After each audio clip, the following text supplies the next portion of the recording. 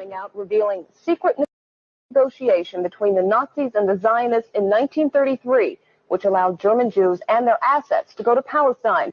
I lived in Palestine from 1933 to 1936, and we saw every week transports of German Jews coming to settle in Palestine. In the Berlin paper Der Angriff, the publisher, Hitler's propaganda minister, Joseph Goebbels. A Nazi Visits Palestine was the title of the multi-part series. A medal was struck by Goebbels in commemoration. On one side, the swastika. On the other, the Star of David. But a group of Zionists at the same time was quietly negotiating an agreement with the Nazis to allow the immigration of German Jews and the transfer of their assets to Palestine. That deal, reported in August 1933, was the Transfer Agreement. Palestine, sparsely settled by Jews at the time, was radically changed as a result. Hello, everyone. Hello. Abby, welcome back. Hello. Thanks for being here, you guys. I can't see who's here because because I'm a guest because my Wi-Fi is down. Can you make us big, Michael? Yeah, you want me to, I'll put this away. There we go. There we go. Maybe a bit bigger would be, how about that? There you go. Oh, that's perfect. Let me change my, there we go. Okay. Yeah, I'm back. Yay. Feeling much better? I'm feeling so much better. So I want to thank you, Michael, because you were so supportive to me when I did not know what was wrong with me and what was going on with me. I mean, you sat there and researched WebMD with me. I just really appreciate you. Oh, it's okay. I appreciate you too. You were there for me a little bit when I was doing my detox there, so we were doing what we can for each other, right? So that's correct. And really, what I found was nothing was really wrong with me other than I was running around too much and doing too many things, and my body said no more. Mm-hmm. Right? Remember that? I was like sleeping for like the first week. I was in a lot of pain, and we were trying to figure out what was wrong with me, because I couldn't go to the doctor. Yeah. So I tried to self-diagnose, and then the second week I just slept. I slept all week, and I took a vitamin regimen. I took vitamin D. I have them all right here. I took turmeric. I took apple cider vinegar. I took iron because I'm anemic. I took vitamin D3 and vitamin C. Is that all I took? Let me see. Oh, and some B12. And drank lots of water and slept and just slept and slept and slept. And then I just woke up one day and it was like over. Just automatic. It was just over. And you said, I think, something about maybe quitting cigarettes while you were sick. Yes. So when it was over, I was just like, you know what? I'm changing my ways. So I just quit. Good job. That day. So yeah, good job. I'm excited. You got a new horizon ahead of you. So. Yeah. See, that's why I'm wearing this sweater. Oh, great. After the eclipse. So the day after the eclipse, we had a huge storm here in Louisiana. And so that was, today is what, Thursday. So Wednesday, my Wi-Fi went down. It's still not up. So that's why I'm on my phone. I'm coming to you guys using my data from my phone. Because I missed you. I missed my chat friends. Well, I appreciate you making the effort to make it here, because I wasn't really looking forward to doing a third stream alone. So thank you. I appreciate you holding it down while I was not feeling well, and And you already know I have to leave early because um, I'm graduating Saturday on my birthday. I turned 48 Saturday, by the way. Um, but I'm graduating from this organization called Lead Louisiana, where they like train the next young leaders to develop policy and things for local advocacy. So I have to leave and be somewhere for 6:30. So I have to make a hard stop around 5:30, 5:45, something like that, something of All that nature. good. And Yep. I appreciate you I for being wasn't wanting to patient. go too long today anyway, so I'm thinking I'll you can go ahead and get out of here at that time, and then I got a little bit of a video I can close things out with after I touch on. We haven't really talked about Taiwan much here, and how it seems strange about what kind of connections would Taiwan have with Israel, or what they could, what they might be doing in response to the situation and stuff. So I think that I can close out with that after you have to go. So Okay, okay. I just wanted to say, one of the things I've been working on, like rigorously, is I'm putting together a summer camp for teens. It's like a reading comprehension for the first 2 weeks. Why is this? Wait, there we go. For the first 2 weeks is reading comprehension. We're going to be reading short stories by Ernest Gaines, which is a local author, but a very good author out of Lafayette, Louisiana, a black author, and he has short stories for teens, and the topics are very heavy. I mean, there's like transgenderism in some of them, like um, racism, all kind of stuff. Um, all the kind of stuff that some people would be happy to ban from. Don't let my kids have that at all kind school. of CRT, and yeah, all kind of stuff that people want to ban is in this book for teens. And it was written like a couple of like a while ago, which makes it even more interesting because it was a relevant topic even back then, but Mm. not a topic that was highly discussed. So we're doing that for 2 weeks. And then the third week, we're going to have a bunch of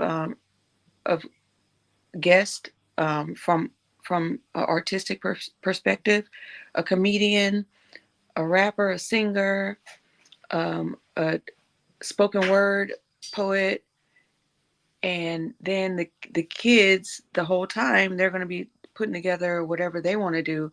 So that third week, all those people are going to come and to um, inspire them, and then they're going to do an open mic and do whatever it is they want to do for them for each other. So that should be cool. Mhm. And then the fourth week is Adulting 101. So we'll be talking about financial literacy, um, like being careful online, not getting scammed, and phishing and all that stuff. Things that they need to be prepared for as they move into adulthood. And then after that, we're gonna have free haircuts and quick styles for girls to go back to school in August. So I've been working on that diligently, and I'm super excited about it. Yeah, like I've said before, they're lucky to have you there. Thank you, thank you, thank you, thank you. So getting over the chat here to see how everyone's doing. Retro Gamer says, "Welcome back, Abby. Hope you're feeling better." Thank you, Retro Gamer. I've been like I have been. Yep, vitamin C. Yes, I do have. I'm glad he said that. I have some CBD gummies. I didn't want to put that up there, but I've been taking those too. Yeah. So I've been way out of the loop, like way out of here. My CBD gummies. Yeah, there they are. I've been way out of the loop and haven't really been able to catch up on news because I've been sleeping. And then when I finally, became myself again, I've had all this work stuff I had to catch up on. So I haven't really been watching stuff, but I do know this. I think Rondo had a birthday. So Rondo. yep, Happy birthday. happy Nice. happy belated birthday, Rondo. That much I know. Everything else is a blur. Desert Mantis says, Michael worked us through the ringer while you were away, Abby. Well, my last episode was a bit heavy on I did the stuff about the solar activity and the recessions and some uranium market stuff. And I thought the episode before that was a bit kind of a flop. So I haven't even been able to watch your episodes, Michael. That's how far behind I am on everything. it's Which okay. I think sometimes you need to pull back from the media. You need to take care of your physical health and then dip back into it. So yeah. And then for all of you in the chat, I'm walking around my house like incessantly crazy because I have anxiety because I'm not super prepared today. So it makes me nervous. So I'm just walking from room to room. Rondo says, no, I didn't have a birthday. All right, sorry, Rondo. Oh, you didn't? Happy birthday when you have a birthday. Oh, I thought someone said maybe that was a different Rondo. Okay, well, never mind.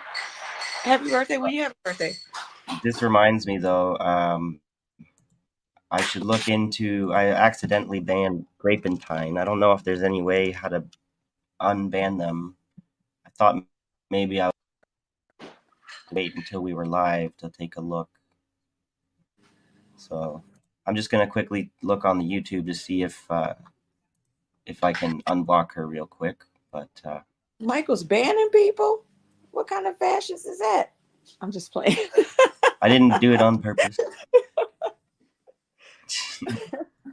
We don't I got ban called people. worse than a Nazi today, if that makes you feel any better. Did you really? No, but I accidentally, because I was doing everything by myself, I accidentally clicked these three dots beside their name, and then clicked right away without knowing what I clicked, and then she was banned, and I can't get her back. So if you're listening, Grapentine, I hope you're there. We appreciate you. I'm sorry again, but I can't seem to figure out how to fix it. So if anyone knows, that would be great if you could let me know. So, Google how to Well, unblock. Yeah, I will. Thank you, Myra. I heard the people in the chat were helping you out while I was away Yeah, with the I got a copyright and all copyright that. strike. Yeah, and if they hadn't said something about how this happened to somebody else, and then they got it coming back, I would have maybe pulled the plug because I didn't know that. I caught on that the chat was still going, so the stream was still up, but I didn't know how to break. Like I just shut down what I was doing that I knew was the problem, and then left and came back, whatever, and it fixed it, I guess. But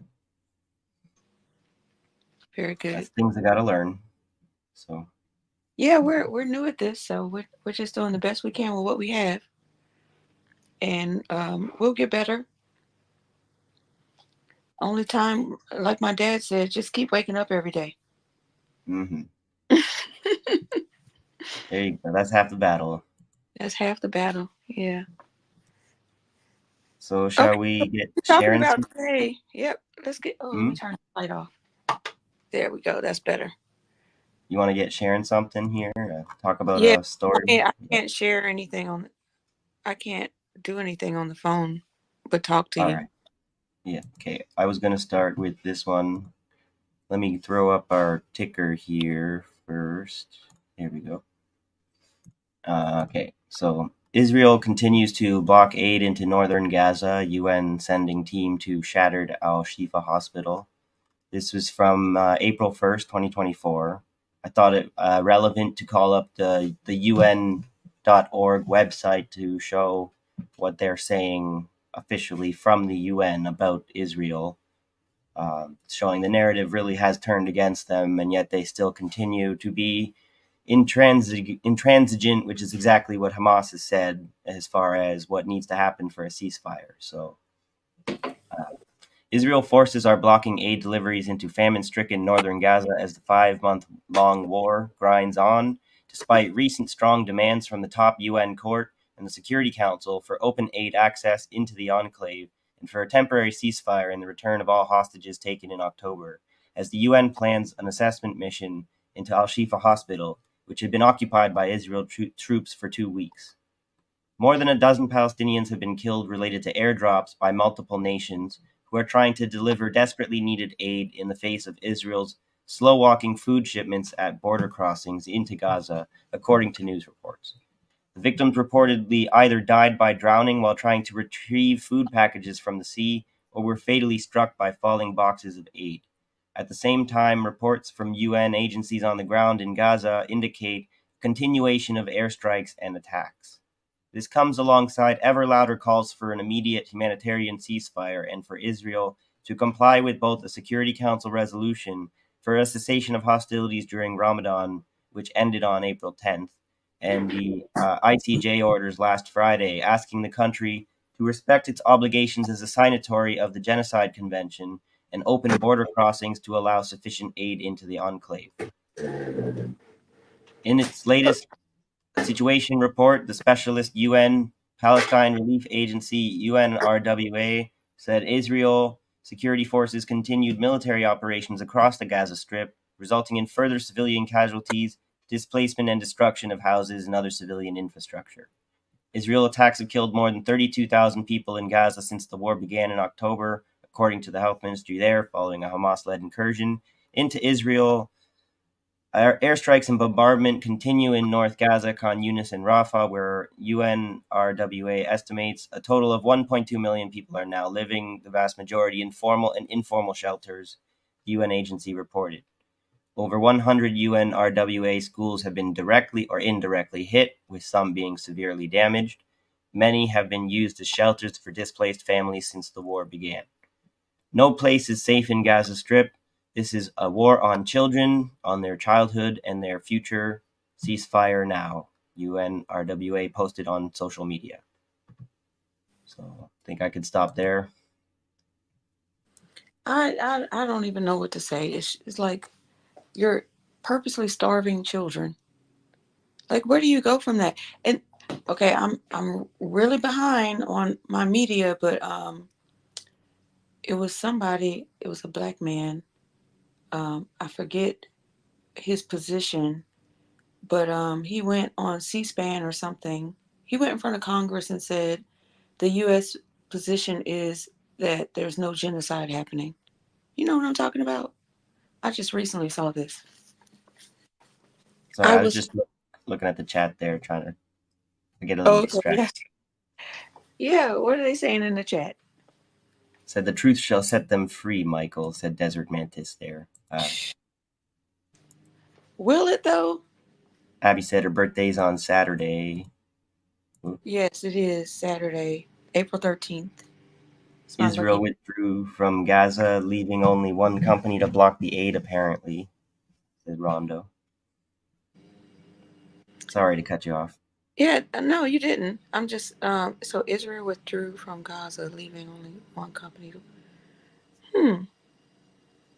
Well, that's interesting. It is a bit strange that they're doing this withdrawal, calling for setting a date for a Rafah invasion. It's kind of unpredictable and strange behavior. You know what it sounds like? It sounds like there's going to be some mercenaries taking the place of what they're doing, because that's a big strategy with the U.S. They say they don't have anything to do with it. They're not interfering, but somehow they have mercenaries on the ground that are doing their dirty work for them. I don't trust it. I don't trust them, and I don't believe them. Yeah, I wonder where would they be coming from if they're going to do that. That's what they're doing in Ukraine, kind of thing, right? They're how many NATO troops are actually already fighting Russia without fighting actually with NATO colors? You know, they're just dressing up as mercenaries or Ukraine soldiers. Who knows? These things we could speculate, but without proof, it might not be the best idea. So I would think that they're Well, probably with what the concern with Iran's retaliation from the embassy bombing, there might be some strategic concern as far as troop mobilization for the Lebanon border and the Syria border and these things. So well, okay. I personally don't have a problem with speculating because I they came up with the term conspiracy theorist on purpose to discredit speculation, hmm and and we're supposed to start with the premise that our government is lying to us, and let's critically think about how and why. So that's where speculation comes from. So we don't know the answers, but we're trying to figure them out. And the only yeah, way to do that is through speculation. So I have no problem speculating. and they got no problem speculating with the economy and stuff like that. They're fully on board with the idea that it's a positive thing to do in an economic sense, but then people frown on it in a more whatever a political analysis that doesn't make any sense. That is so funny that you just mentioned that because Alan Greenspan, he speculated with our lives for his whole term. And then he went in front of Congress and was like, yeah, what I thought would work didn't. Oh, well, just like I thought what I thought I was on the wrong path. My bad. And that was it. He Mm. didn't lose any money. He didn't lose any wealth. He didn't get fired. He did nothing. It's so if he could speculate on my life and livelihood, I could speculate for sure. Yeah. Well, it's you're not getting anywhere in life without speculating. It's like try it and live without an opinion. See how far you get. Right. So Absolutely. But that video that you showed, I don't know if I'm switching gears here, it's but okay. that was super interesting because it shows that even during the Holocaust, the Zionists were already they were working with the Nazis on this plan to take Palestine. Yeah. So they try to act like the Holocaust was like it they needed to find a state because of the Holocaust, but it seems like they edged on the Holocaust to make people think they needed a state. You see what I'm saying? Like they sacrificed their own people Yeah, for this this is a plan. hard thing to talk about because if you do, you'll get jumped on as far like being called like a Holocaust denier or something. I don't know if anyone watching has heard about the Owen James little controversy scandal thing where he had a on an interview. I forget. I don't even know who he was being interviewed with. It was a debate dialogue with a Zionist, and he got into hot water because he had been mentioning how about the Holocaust happening, like a second Holocaust kind of thing, using the memory of the Holocaust to get away with doing another one, sort of rhetoric. I don't want to paraphrase too much. Kind of fuzzy on the interview, but the social media jumped on him and tried to crucify him for having the right stance on this. So I don't even know who that is. maybe I should have called it up. We could watch it a bit. Maybe that would see if I can find it real quick. Well, you want to? I'm so far behind. I don't even know who that is. So I I don't yeah. know him too well either. I just came across him recently. He's a British journalist. I'm not sure. I think he might be Marxist, social democratic at the least, it seems. But I Oh, shouldn't speak too much about him without knowing who he is. So well, while you're trying to pull that up, so I'm just going off the dome. Um, another because I'm not prepared. I don't have anything, and I can't share anything. But it was it was also it has also come up that they what is his name? Let me look it up real quick. His name is Chaim Arlo Arlosorov. So Haim Arlosorov. Oroff. Okay, so he was setting up Palestine, the Israel Palestine, as a socialist country, a socialist state. So like a Marxist state. So socialism works for the people that they want it to work for. They just don't want it to work for brown and black people, pretty much. Finland is socialist. Sweden is So they keep socialist. saying, yeah. Like all these places that are super exclusively white are very socialist. It's just all the rest of the places need to be capitalist. Why is that? That's exploitation of black and brown people for the benefit of the colonies, basically.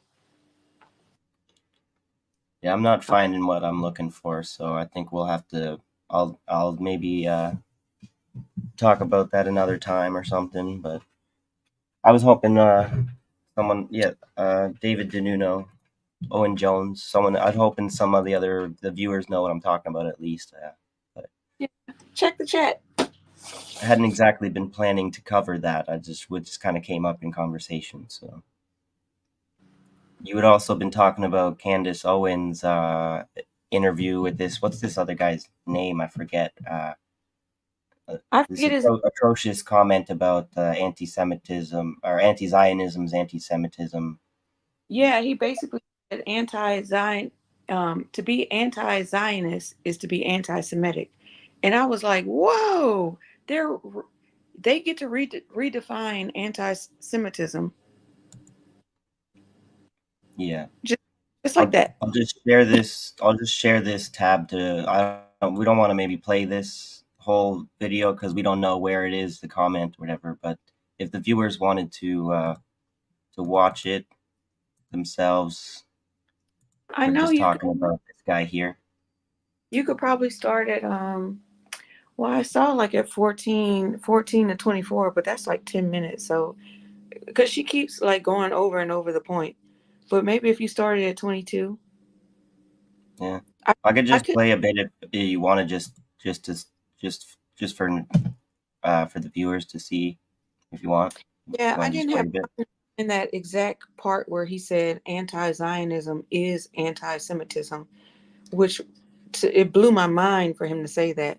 But if you start at 22 and just see what he's saying there. Yeah, he says plenty of unhinged crap in this stuff. So crap, yeah. So if y'all haven't here we seen go. that, go back and watch it. It is crazy. You want me to play a few minutes of it? Yeah. All right, here we go. That part right there. We're at 1430. We go back to 14, right about here. It's the part about identity.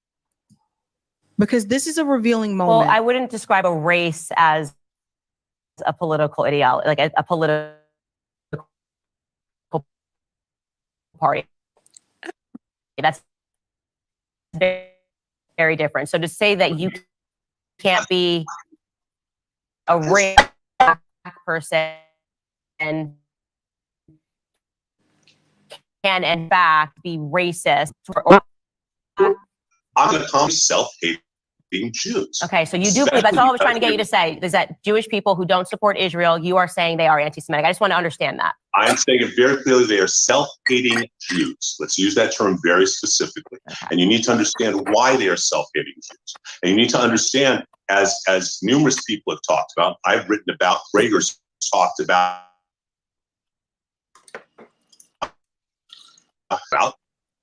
Shapiro's talked about, and as I say, I've written about, is that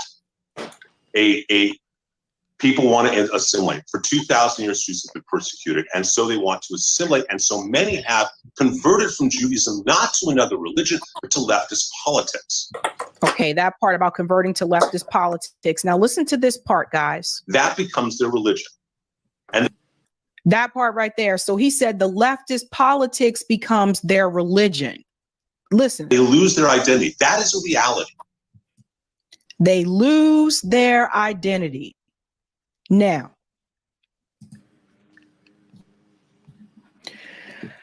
Okay, I don't know if we're gonna keep. You want to keep listening to Sabby's comment, but we could go on. We're not sure when we're gonna stop on that. But.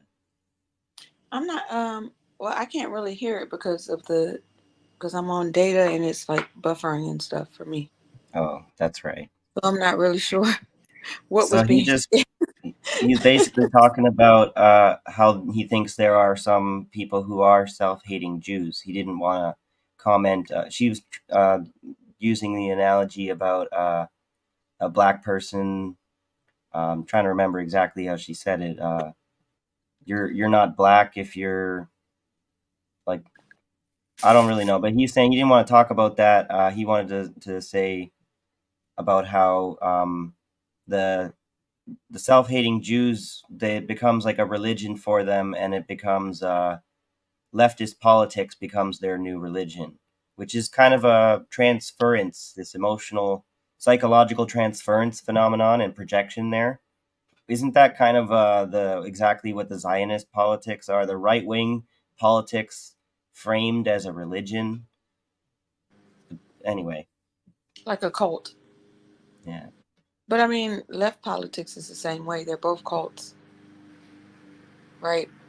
Anytime Marjorie Taylor Greene says abolish the FBI, and the left is talking crazy to her, when the left was saying defund the police, but because that idea came from someone from the right, we can't support it, then you're in a cult. Yeah. If Marjorie, as batshit crazy as she is, if you say abolish the FBI, girl, I'm with you. Come on, let's go. Like, where do I sign up? Well, But everyone because it came from her, they can't endorse it. Yeah. Because this is not their idea. It's a cult. Well, and then everyone uses that like everything. They devalue the word when if everyone's a cult, no one's a cult. So people call communists communism a cult and everything, and then the churches are often kind of pretty culty, if you ask me, but they get to be distinguished as not a cult. I don't want to be getting too much into. Well, communism isn't a cult; it's a system. No, exactly. But as long as everyone's allowed to, it's like when everyone gets called a Nazi, no one's a Nazi. But then you can't really go sussing out what's the real cult or who's the real Nazi if the Nazis are calling everyone else a Nazi. So remember when they used to put the Nazi mustache on Obama?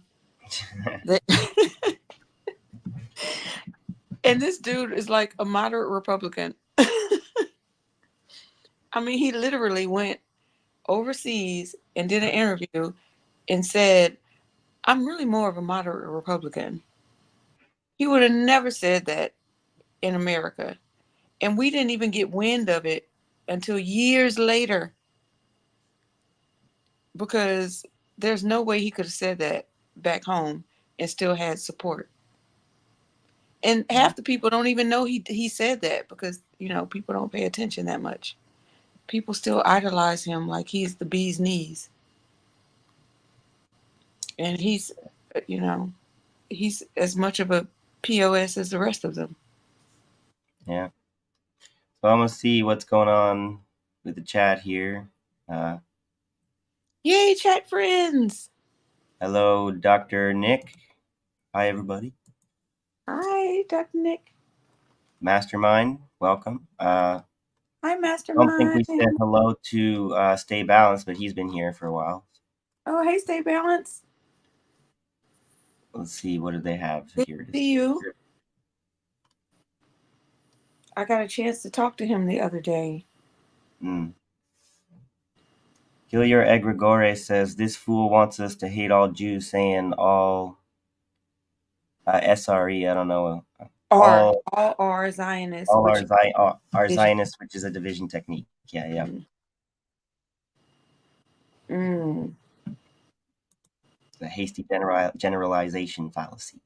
It's so clear when you learn the fallacies how much the propaganda techniques have to rely on the fallacy to do the technique. And so if you know what the fallacy is, you know what the propaganda technique is. But yeah, you should look up some fallacies, guys. So like I was saying, a video about the slippery slope fallacy, because they're bringing back the domino theory from communism's. If we don't stop communism in Vietnam, it will conquer all of Southeast Asia, one by one. And that's oversimplification of events. It doesn't have to follow one by one. So I mean, if it's so bad, let it fail on its own. Why do you need to go intervene? Like if it's that bad, it will not prosper. So go let it fail on its own. You have to intervene because you don't want your exploitation to end. yeah, So you gotta stamp down all of these systems that you don't like, because you don't want the people to know that there is a better way. yeah. So, but now the dominoes are Israel, Ukraine, and Taiwan for now. And if you want to go embellishing the theory, I'm sure there's plenty more dominoes you can add. So, but those are dominoes that, in my opinion, need to be falling. If they do not fall, then we got all hell kind of breaking loose because of it. So you can't have an unsustainable situation last forever. But this is exactly what the Americans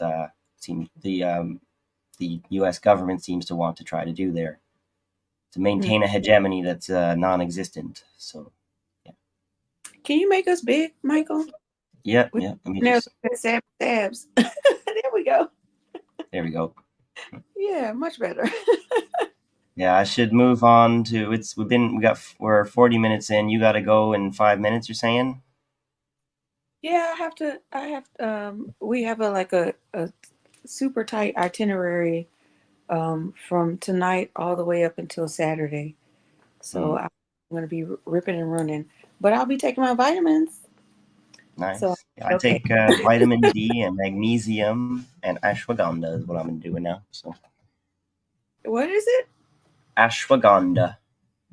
What's that? It's natural stress relief, sleep aid, and stamina builder. So it says I guess it's Ayurvedic medicine, the Indian stuff.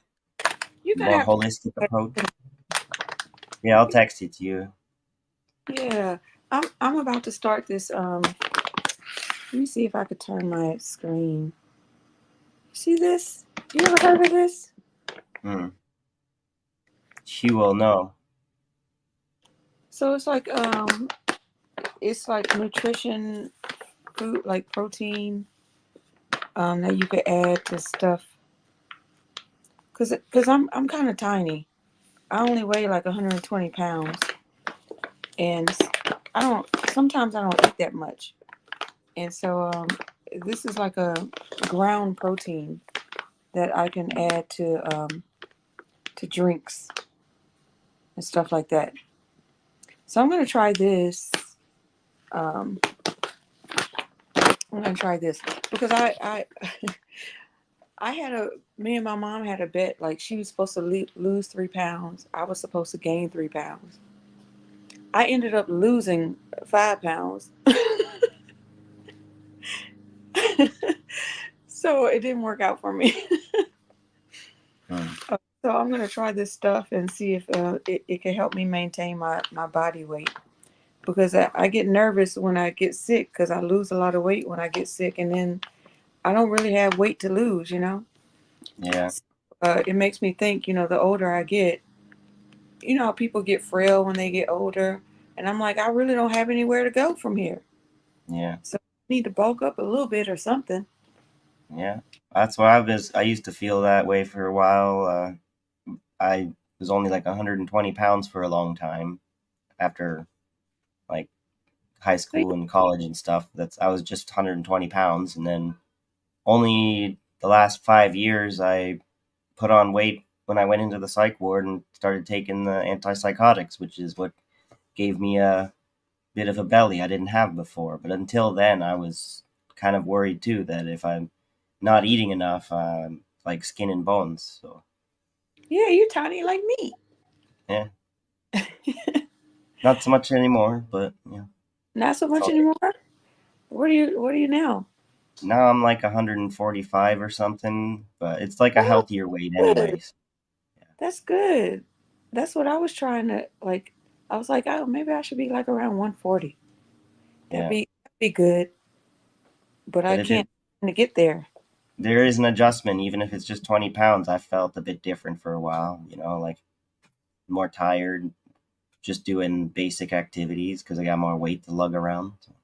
Mm, But I I, also smoke way too much weed, I guess. You know, I'm not so that takes away my desire to do exercise. yeah, I don't smoke weed. Um, not because, not for any other reason than it just makes me. I can't like socialize if I smoke Yeah. because I'm Well, too there's in. probably some of that going on maybe with me. Who knows? Yeah, I'll be too into myself. So I'm not a good. Um, I mean, there are people who could smoke and they're still communicating and hanging out, and I'm just sitting there like like Yeah. duh. I So tend to be more like one of those people who can smoke, and then like if we get talking about something, I can get all like I won't get tired, or it'll have a different like a stimulant effect on me or something instead. So, but then if I'm just smoking alone, it's more if I smoke a lot and smoking late at night, I start to get kind of tired, just like anybody.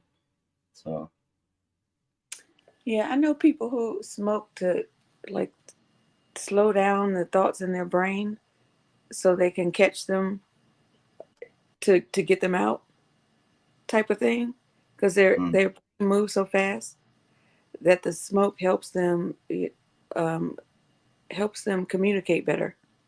yeah, that's So where I feel that it would help with the doctors with me maybe if they would instead of thinking of it as being a harmful maladaptive thing, if they could consider it to be more helpful, beneficial, then they might be because they want to prescribe like the antipsychotics or antidepressants, and I've been the whole time for over a decade. I've been telling them, "Could you prescribe me medical marijuana?" I kind of gave up at this point, but if they would have just prescribed that to me that long while ago, they could have helped me avoid spending all my money on recreational cannabis that's not really designed for the purpose. And then if the medical marijuana is not properly, like if they got a lot of work to do to make it better, they're not getting anywhere by letting the recreational people take the market. So y'all don't have but medical marijuana there. We have it here in we Louisiana. do, but we still have the stigma. Like only some people can get it if your medical history is matches a certain stereotype. Then like they do. I found articles that they're discussing, like on the CBC and stuff, about how doctors still have a bias towards pharmaceuticals and against weed. They still think of it as more harmful than good, so they're reticent to employ it in their practice. So they Mm, rely on these other pharmaceuticals that have been kind of proven to be bad for you just as much as the weed, if not worse. But they have this favoritism going on. So mm, I see. It's really easy to get here. It's like you fill out a questionnaire and boom, you got medical marijuana. I might be able to get stuff easier if I was less of an idiot about stuff. I tend to be really overly principled and stuff, and then not make choices I could make to get things more practically. So Oh, well, I'll be more. Okay, so I'm gonna have to make my hard stop, but can we check the chat first before I yeah, go? Nick Check says besides illegal weed smokes better. They illegal got weed. there's tons of stuff going on in the chat. We missed a lot, so sorry guys. Illegal weed smokes better. That's awesome. It actually Cannabis does. market, like all markets, are controlled by capitalists, so their priorities is not health. Exactly, hundred Right. percent. Johnny, 100%. yeah, I Hi, still Johnny. run into I still run into doctors who don't like cannabis. One of them laughed. I don't talk to that guy anymore. Good for you. And you shouldn't. Get him out of there. One of the problems with legal weed is corporations taking over it. Yeah. Mm-hmm. And you see them doing all these marketing tricks, selling you the idea of weed rather than the actual product. I don't know if how much people are aware that the THC percentage and the indica, sativa doesn't make as much of a difference as they make it out to be. It's kind of one of those marketing tactics they've always used to, like a placebo effect. If you believe that it does these things, you're more willing to buy it and stuff. So the high percentage of the THC, while it does have something of an effect, our weed has not really been getting any stronger since like 1970, basically. It's the entourage effect that does the work. Mm-hmm. So. And one thing people don't want to talk about is like they need to pay reparations to all those people who are in prison for marijuana. Oh yeah. They should get reparations, and they're mostly black men because they overpolice black neighborhoods. And now the industry is how many black people actually were able to break through in the cannabis industry. It's the percent is so small, and there's still people in jail right now for cannabis infractions. Yeah. And there needs to be some type of reparations. Mm-hmm. And nowadays, it's like night and day, right? Black and white. Like you go to the store, you pick up a $5 indica pre-roll there, boom, back home, you're smoking it 5 minutes later. Nobody fucking tackling you in a bush or nothing. Put you in jail for 30 years. Like, Right. Because you could go to jail for like, back in the cut, you could go to jail for like a dime bag or a nickel bag. They'll put you in jail for a nickel bag. Isn't that crazy? yeah. John H. says the placebo of indica dominant strains makes me feel less anxiety. It's not like it's the actual full-on placebo effect. The weed does totally do its thing. I'm just saying the distinction between indica and sativa isn't really as real as it's made out to be. Like one doesn't necessarily make you more sleepy than the other. And especially with the hybrids going on, so it's really hard to know what's an actually sativa plant and actually indica. So, but yeah, we're getting on a tangent here. You got to get running here, or Gotta go. I miss you guys so much. I'm glad to be back, and I promise next week I will be prepared. All right, Michael. Thank you so much for everything you've done while I was sick, and I really appreciate you sticking it out with me and hanging with me off air. So thank you so much. thank you. No problem. See you next time. Okay, bye-bye. All right, bye. Okay, guys. I had a couple other things. I don't really need to talk about every tab like that I got called up here. Maybe I'll just jump into this article over here because we already been going for 50 minutes. So I'm gonna kind of wrap it up a little shorter here tonight. So let's just read a few more things. I'll get into the Taiwan a bit next, and then we'll wrap it up. Okay. So. Aid groups accuse countries arming Israel of being complicit in genocide in Gaza as it happened. The Palestinian Thursday, April 4th, 2024. The Palestinian death toll from Israel's deadly offensive on Gaza has soared to 33,000 as the war on the Strip enters its 181st day. The toll includes at least 62 deaths over the past 24 hours.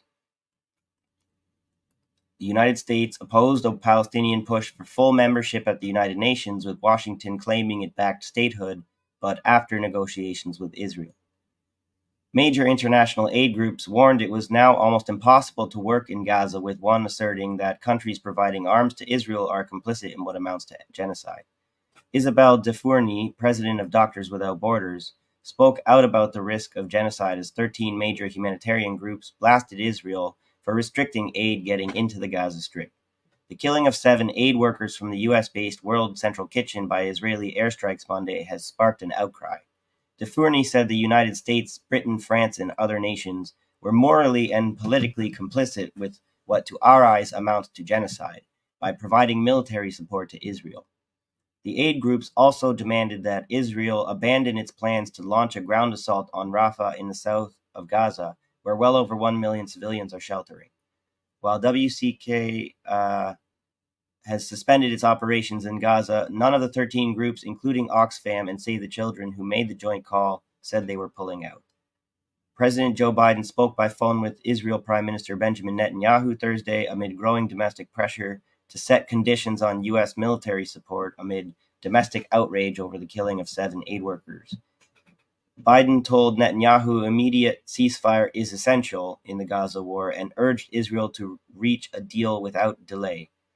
Israel is systematically destroying Gaza's healthcare system, Doctors Without Borders said, describing scenes of carnage that no hospitals in the world would be able to handle. MSF said deadly attacks on humanitarian staff from Israel showed either deliberate intent or reckless incompetence and called for a change in how the war is being conducted.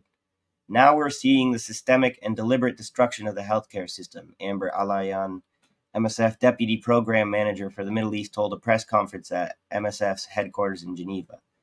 Alayan said the vast majority of injuries seen by MSF medics in Gaza were explosive injuries, the effects of bombs hitting homes. You get crush injuries to the abdomen, to the thorax. Amputations are required for the legs and arms. And on top of that, patients suffer severe burns, she said. No healthcare system in the world can cope with the volume and type of injuries and the medical conditions that we're seeing daily. You could add 1,000 field hospitals. You're not going to be able to replace the healthcare system that was in Gaza before the war. Several projectiles were fired from Lebanon at Western Galilee, northern Israel. One home is reportedly damaged in the border Israeli settlement of Shlomi. Hezbollah claims responsibility, saying it fired missiles at an Israeli army position in the area. The occupation army said it was shelling the launch sites with artillery. Hamas official Osama Hamdan said there had been no progress in Gaza ceasefire talks despite the movement showing flexibility. During a press briefing in Beirut, Hamdan accused Israeli Prime Minister Benjamin Netanyahu of placing obstacles, hindering both parties from reaching an agreement. Hamdan also said that Netanyahu is not interested in releasing Israeli captives. The occupation government is still evading, and negotiations are stuck in a vicious circle. I also remember hearing there was a Hamas commander had his son killed in a strike recently, something like that. So I could keep going on, but I'm going to get lost just reading this article here. You kind of get the point, right? So let me just kind of tune into you guys, see what you guys are saying here. So.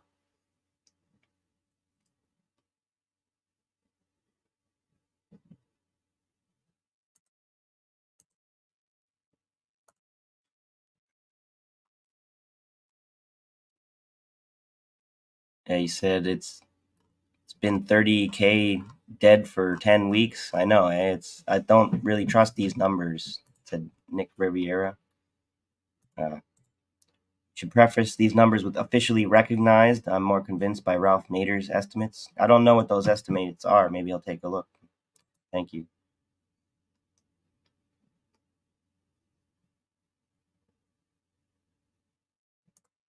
According to the Morris is on Redacted, looks like Iran's attack on Israel is imminent, possibly within hours. Yeah, don't hold your breath, I'd say.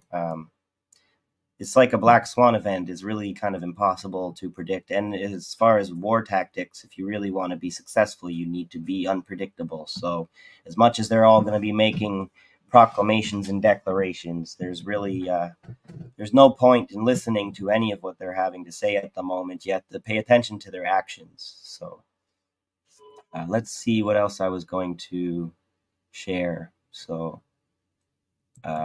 the next article, I wanted to get into a little bit about this psychological transference idea, because there's all this stuff about we can't transfer aid to them because they're dangerous and stuff. And who's the real danger here? It's pretty obvious, but the way that they get away with it is this what do you call it? An occupied state of mind, clinical transference and countertransference across the Israeli-Palestinian divide. So I don't really get to read these articles because you have to pay for them and stuff like that.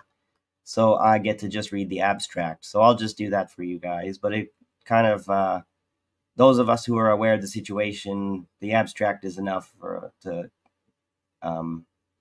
explain what the situation is. So the authors, a Palestinian psychiatrist working in the West Bank and a Jewish American child psychiatrist, just make sure, in New York, report on varieties of problematic transference and countertransference phenomena observed among mental health clinicians and patients across the Israeli-Palestinian divide. Reciprocal transference and countertransference anxieties were asymmetrical, reflecting the broader power relationship between Israelis and Palestinians. The Israeli clinicians' need to regulate and to silence Palestinian aggression, either real or presumed, interfered with empathy, trust, genuine dialogue, and learning. The authors suggest that to account for these findings, the psychoanalytic model of collective trauma must be integrated with motivational models from other disciplines in order to capture the roles played by social forces such as political propaganda, the silencing of social dissent, and long-standing historical agendas of military and economic domination. So we see the the state of mind of the occupier and the state of mind of the occupied are completely relevant when we are talking about who is responsible. You can't really do this both sidesism going on because there's a transference that's happening in an asymmetrical way. It's not tit for tat so much. It is transference and countertransference. If you don't hit them back, you're the one who takes all the burden and responsibility, and you acquiesce to colonialism. So don't let those psychological operatives, whatever, the psyopers, don't let them get to you, right?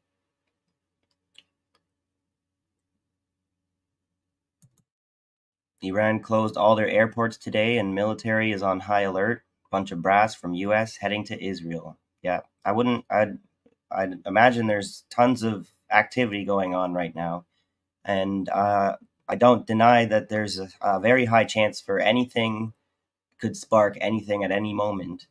I just know that there's tons of procedures in place to ensure that when they get to full alert and readiness, that they are waiting for orders before anyone does anything, and that's supposed to prevent things like World War III from happening on accident. So let's hope that these sober states of mind are prevailing here within the militaries at the moment, for the love of God. So.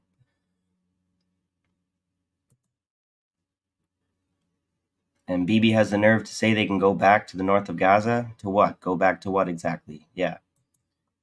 They'll say all these things like, well, how can you trust them now? You know, they're going to go back to the north of Gaza and then they're going to get bombed again for going there. But when they left, when they told them they were allowed to leave the north of Gaza, and then they bombed them when they were leaving. How do you know that they can go back now without getting bombed on the way back? You can't. You can't trust them. You need full, unconditional ceasefire, and it seems a little bit unrealistic. This is one of those uncomfortable truths that needs to maybe be acknowledged, that there's the Israelis are doing to the Palestinians what the Russians have done to the Ukrainians, in a sense that the Ukrainians demand that that Russia pulls every last Russian troop out of Crimea and the Donbass, unless those conditions are met, there can be no peace agreement. And this is unrealistic for the Ukrainians, and they know that, and they continue to push that anyways.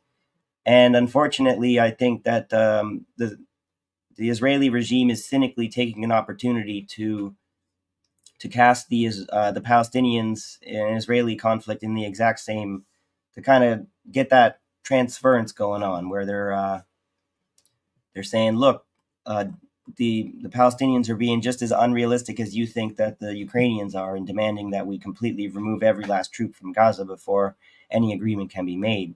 But the uncomfortable truth, the difference of the conflicts, is that Israel's committing a clear genocide against women and children, while Russia has been doing all kinds of things to under international law to actually mitigate the extra collateral damage to civilians and whatnot. And you can feel free to have a difference of opinion there. I'm just telling you that the propaganda technique is to try and make the situations look the same.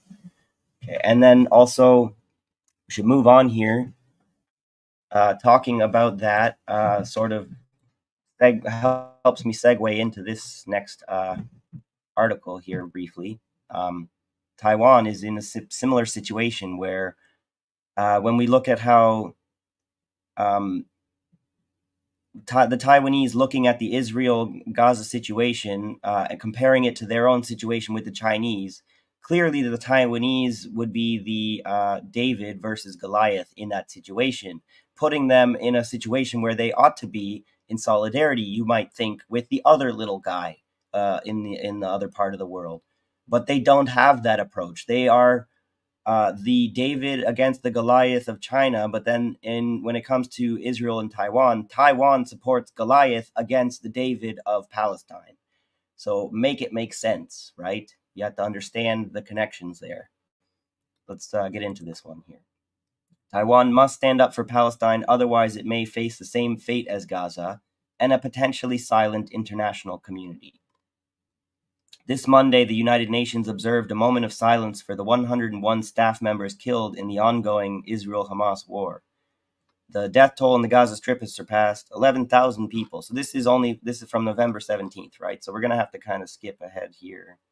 I didn't have time. I had a lot of things going on with me today too, so we're very disorganized here today. I didn't get to do my highlights and stuff, so let me try and briefly find somewhere to start. I'll just start from here, and we'll hope that it's a good spot. So, flattened hospitals, an encircled city, and an international community paralyzed by political deadlock, the scenes in Gaza could preview a potential invasion of Taiwan. Indeed, both Taiwan and Palestine face a neighbor with substantially more advanced military capabilities and increasingly nationalistic populations. One could imagine China preventing imports of food and energy to Taiwan through a blockade, as Israel has done in Gaza. Maybe you can, but I don't really see the Chinese leadership as being capable of that kind of cruelty. But, if you want to be anti-China, anti-communist, racist, I'm sure you can imagine that easily. So, for all these reasons, Taiwan should join the bulk of the international community and stand up for the innocent in Gaza. This means condemning Israeli airstrikes on civilian infrastructure in the Gaza Strip and urging Israel to grant more access for aid. By calling out Israel's violations of international humanitarian law, Taiwan can enhance its reputation within the international community and the United Nations. As the IDF proceed with the ground invasion of Gaza, Israel's de facto embassy in Taiwan, the Israel Economic and Cultural Office in Taipei, has launched an effective diplomacy campaign. Taiwan's Ministry of Foreign Affairs publicly condemned Hamas in the wake of the atrocious murders and kidnappings of civilians in Israel. So there you go. They've done their signal to show you what side they're on, basically.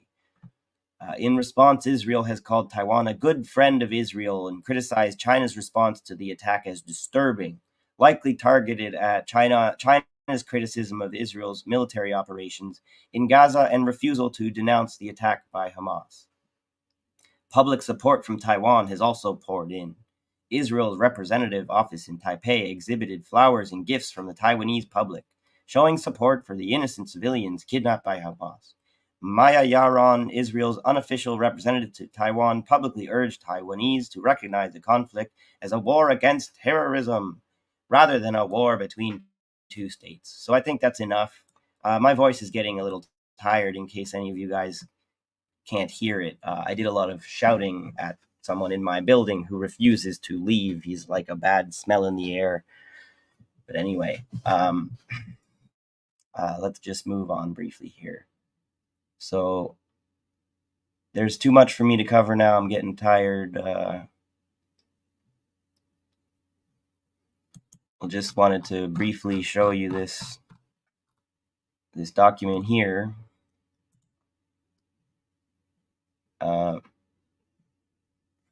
Okay, sorry. The teetering domino, because we were talking about the domino theory and how they're making use of it now. The implications of the teetering domino, the implications of the Israel-Hamas war for the Taiwan Strait. So I'm not going to get too much into this because this is just kind of really gross propaganda, NATO propaganda that talks like about how like Xi Jinping as if he does not understand the Middle East at all. You know, like they're really being really insulting and condescending with this. So I don't really want to bore you or toxify you with this this crap. I just wanted to demonstrate to you that they are using that argument all over again. So we'll just kind of jump down to here. What does the Hamas attack mean for Taiwan? Taiwan's chief lesson in the wake of the sudden and brutal assault in southern Israel is that constant and vigilant intelligence is key. In the early hours of October 7th, it appears that there was some sort of colossal intelligence failure in Israel, likely due to an Iranian, or while speculative, Iranian-Chinese takedown of Israeli communications and surveillance in and around Gaza. Israeli intelligence was blinded, and that is when the massacre began. American intelligence, too, failed. Indeed, under the Biden administration, many intelligence assets have been relocated to the Asian or European theaters, especially following Russia's invasion of Ukraine. The simultaneous failure of two of the world's greatest intelligence services was key to the brutal success of the heinous Hamas terror attacks. This is also from globaltaiwan.org. If you go looking into it, I'm sure it's like sponsored by the Taiwanese government or the U.S. NED or whatever. So as soon as his intelligence was back online and there was a clear picture of what was happening, Netanyahu declared war. There will be plenty of after-action reports from which Israel and the United States will glean information about intelligence failures. Taiwan should pay close attention to these after-action determinations, and it should heed the warnings. Taiwan's Minister of National Defense, Chu Kuo-cheng, stated that the conflict between Israel and Hamas has forced Taiwan to enhance its ability to forecast possible threats. Yet apart from military preparedness, Taiwan needs to focus on better understanding the nature of its enemy and predicting its moves. So my voice is getting a little too tired to carry on there. I wanted to wrap up with a video about the slippery slope fallacy that talks about specifically the domino theory, rather than continue to read this this propaganda piece. I'll just kind of show you this video here that sort of sums up all the reasons why you can't use this type of analysis to understand a political situation like this. So while in this article, I should maybe just quickly touch on the part where, because they're claiming that Xi doesn't know the Middle East, whatever, right? He doesn't understand it. He's too stupid or whatever. But this is applying this domino theory to these situations in the Middle East. It says, like earlier this year, General Secretary Xi fancied himself a rising power broker in the Middle East when he facilitated the renewed relationships between Iran and Saudi Arabia. As a newcomer to the region for anything other than oil, surveillance technology, and cheap Chinese exports, Xi has little understanding of who the players are or how to work with them. However, Xi perceived a clear American effort to disengage from the Middle East during the Biden administration, and he saw this as an opportunity to exert his influence and expand his desire to be a kingmaker. Xi also fancies himself something of an expert in the area of global economic strategy. His Belt and Road Initiative has ingratiated dozens of leaders from developing countries to him through the CCP's assistance in building vital infrastructure, including bridges, roads, soccer stadiums, etc. He has had some success with a few of the poorer Middle East countries, including Egypt, Lebanon, Iraq, and Yemen, but he has also made inroads with wealthy Gulf countries with Iran, Saudi Arabia, the United Arab Emirates, Bahrain, Qatar, Oman, and Kuwait signing up for the BRI. Sounds like a guy who really doesn't understand things at all or how to work with them, right? what Xi has certainly seen since the barbarous, Iran-backed Hamas massacre on October 7th, like that. You could have just said since October 7th, but you got to put in all that. Is that he does not understand the Middle East. His make nice efforts with all sides are largely stage-managed operations designed to ensure the free flow of oil to China in the wake of Russia's invasion of Ukraine and the attendant uncertainty surrounding Moscow's ability to export. Does Xi Jinping have what it takes to be a kingmaker in the Middle East? To date, he has not been able to demonstrate the agility or understanding to flex the CCP's muscle in this arena. Like the mullahs in Tehran, Xi is betting that the conflict between Israel and Hamas intensifies, and that support for the Palestinians among Sunni Arab Muslims will force leaders to denounce Israel. They hope that the US-led Abraham Accords will be derailed and that countries that normalize relations with Israel, the UAE, Bahrain, and Morocco, will stray from their commitments. To date, the UAE and Bahrain have made statements condemning Hamas.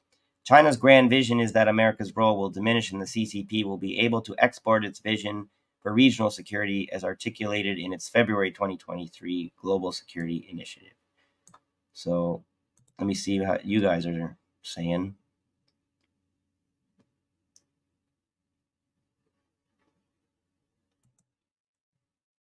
Israel. Taiwan, do you condemn Hamas? Taiwan, you bet, BB. I hope Joe is listening. Yeah. My president told me that Xi is a dictator. Yeah, he must be right? He said it. It must be true, eh? Yeah, all right. So I'm kind of all burnt out here, so I'm going to wrap this up now. I probably should have put this one on here, but thanks for being here, guys. Keep checking out RBN. They're doing great work. Indie News Network, The Gray Zone, Midwestern Marks, Charlie Brown Politics has got his own podcast. Check that out. Try to catch Social Contract at 1 p.m. Eastern Standard Time Tuesdays, and Beyond the Arc 9 p.m. Sunday Eastern. Let me just call up this video here. So I'll see you guys next week. Thank you for being here. Like, share, subscribe, all that fun stuff. So have a good night. And I'll close out with this here. So.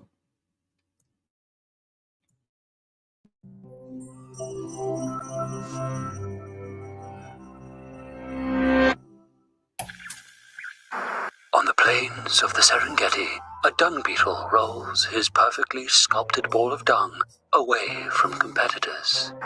In this Canadian river, a beaver rushes to reinforce her dam as it threatens to burst. As the snowball thunders down the mountainside, gaining momentum, the Arctic foxes run for cover. I can't stand these nature programs. Always the same story and not a rational actor in sight. What else is on? It's April 1954, and Vietnamese nationalists are on the verge of victory against French forces fighting for control of Vietnam. Their victory could lead to an independent Vietnam under communist leader Ho Chi Minh. The United States President, Dwight D. Eisenhower, is holding a press conference to comment on these developments. Well, if you really must.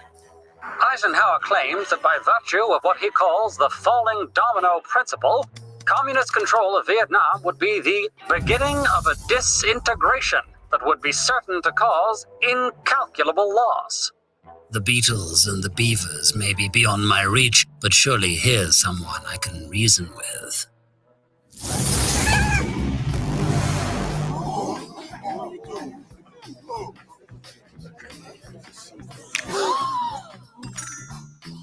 Now, Mr. President, let's take a deep breath, shall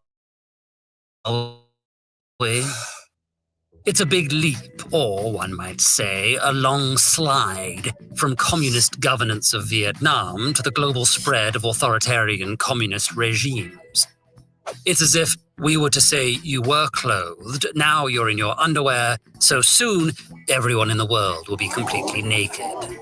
Don't worry, I may have that power, but I promise not to use it. Now, as I was saying, this kind of argument where one step, let's call it A, kicks off a string of events that inevitably culminates in an extreme scenario, let's call it Z, is known as a slippery slope.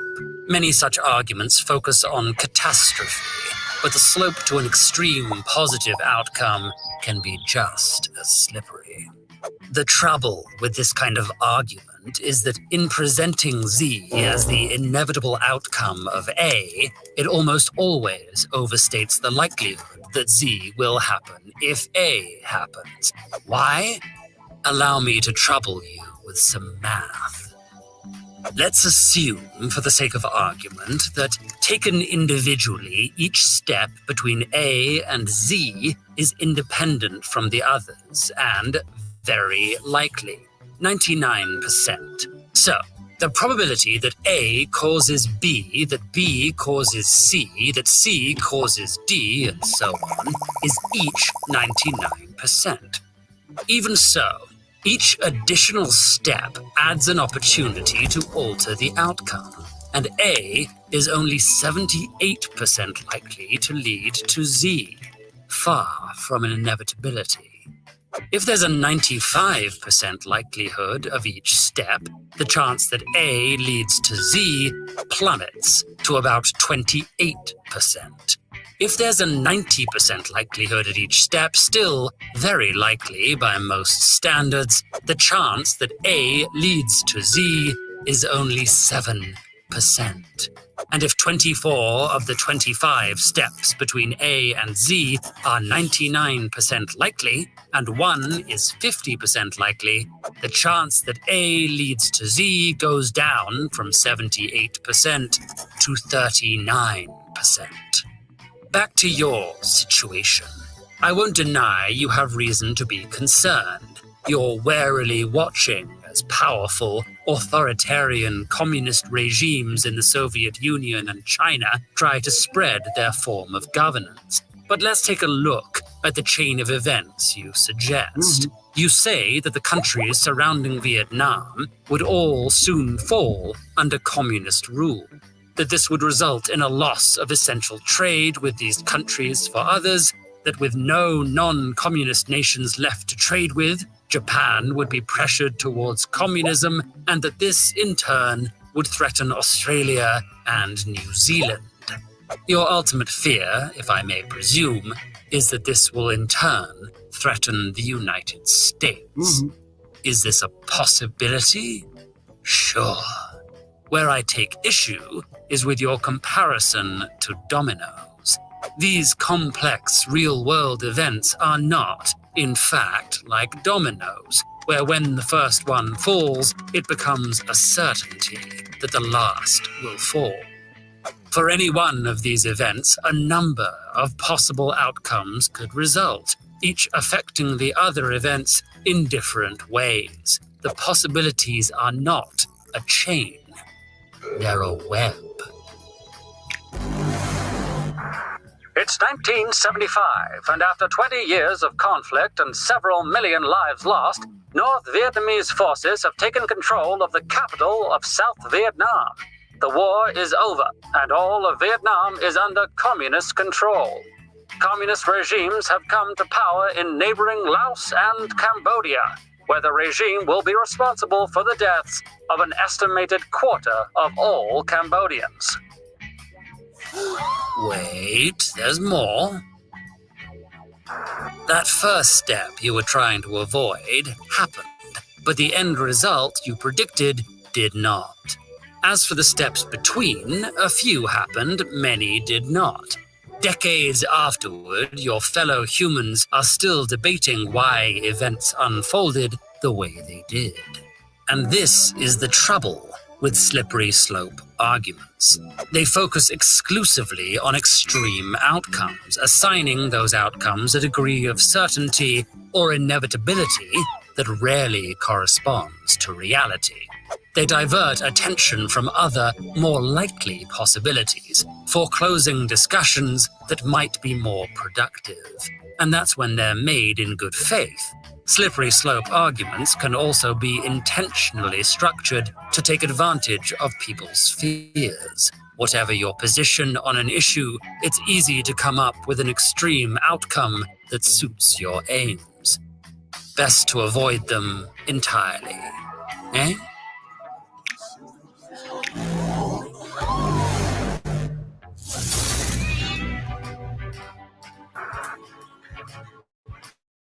Humans will fall for every pitfall in existence.